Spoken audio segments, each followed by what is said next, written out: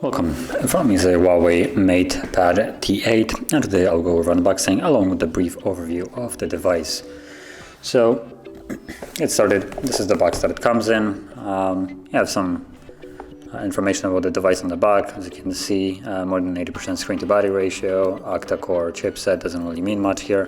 5100 milliamp battery, Android 10, which is actually really surprising.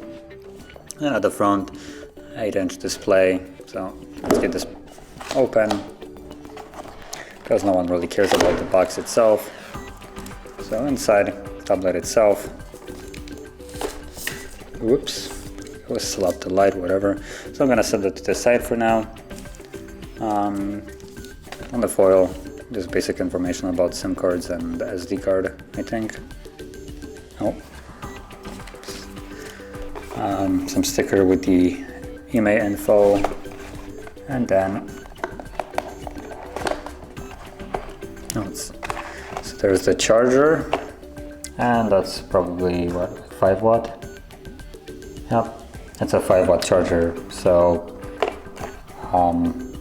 kind of bad, but then I wouldn't really expect anything decent here.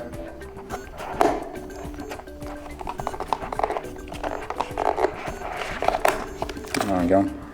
So it looks like this is a box, and here you have the SIM eject tool, and inside just little booklets with information and the charging cable. Now the charging cable, there we go, popped out, is a type A to the, what is it, micro USB, whatever they called, the old charging style for the devices, so you're not getting any type C here.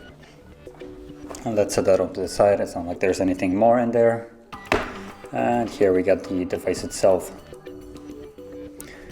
Let me just close that. There we go. So that's the device itself. So the front of it has a 8-inch display, fairly small actually. Just as a comparison, this will be the HUAWEI, what is it, Mate 20 Pro. So you can get a brief comparison on how it looks like. Just quickly, there we go. So the screen is fairly big. I mean, well, not big. This one is big comparing to the body. So a couple inches more basically from like a normal smartphone, and the device is a little bit bigger because of it. Now it does barely classify it as a tablet. I think anything below 8 is a phone basically nowadays. And the resolution of this display is also nothing mind-blowing. It's 800 by 1280 with a screen to body ratio of 76.7, which actually, let me quickly check something. So apparently the box lies, because I assume people did better calculation, and this actually doesn't look like above 80. So on the box it says more than 80% screen to body ratio, which is not really true in this case. And then it has 189 pixels per inch, so not the densest display, but then I wouldn't be expecting more. Just to start probably off, I should have said that this device costs roughly $100. So this is super cheap for any kind of device actually, with specifically Android 10 as well. So this comes with Android 10. And it does have all those normal features like hotspot, Wi-Fi, Bluetooth, all that stuff, even HUAWEI Share, which allows you to just share stuff between different Huaweis, and localizations. Even has a gyroscope, which did surprise me. Not really sure why you would need it here, but it does come with it. So for $100, this is I would say almost spec'd out device, which is kind of funny.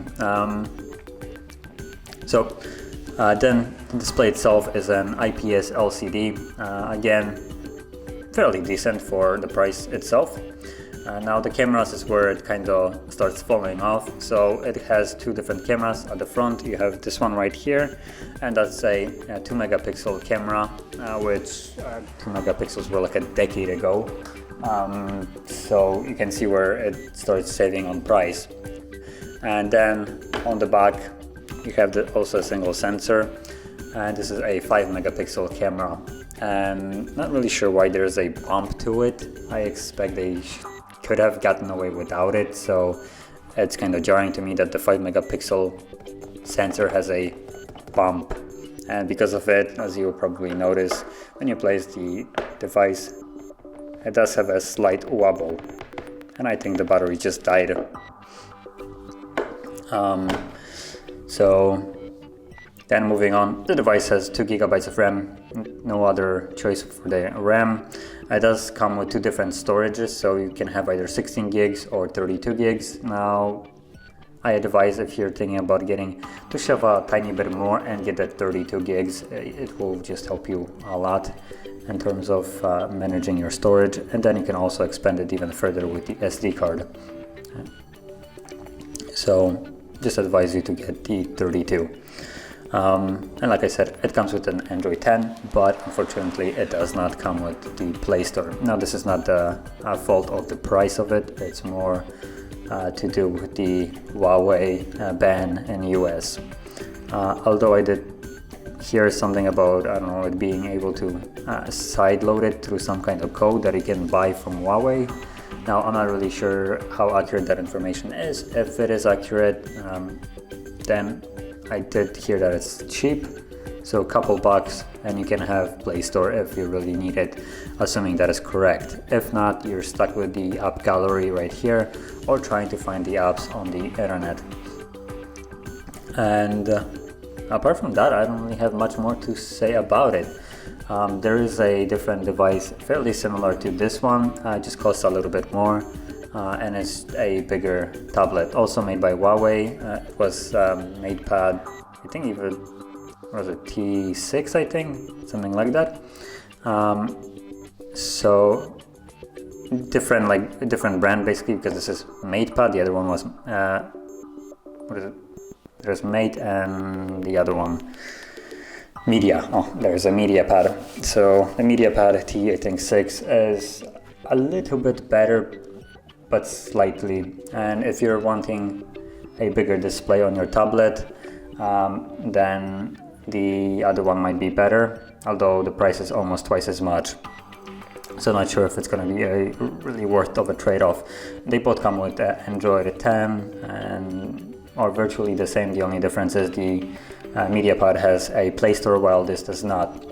But apart from that, this is a fairly decent device for the super cheap price that it comes in, and also considering it rocks an Android 10, has a normal SD slot if you want to expand the storage further, and the only downside of it is just a really low resolution, but if you don't really care about that, then resolution won't matter to you in this case.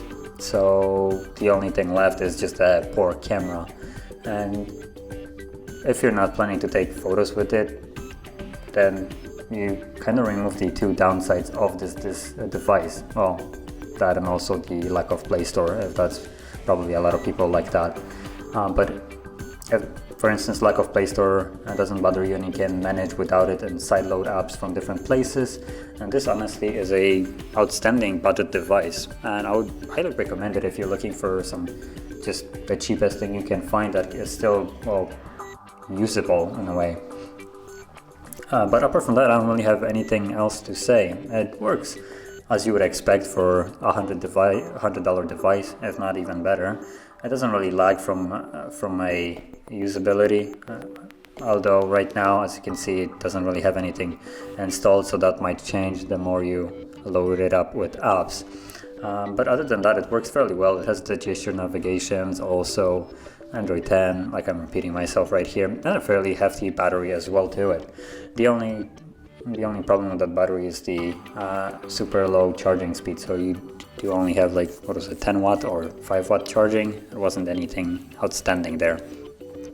So the moment it kind of dies, you will need to spend a little bit more time charging it up. But yeah, so this will conclude my overview of this device. And if you found this video helpful, don't forget to hit like, subscribe, and thanks for watching.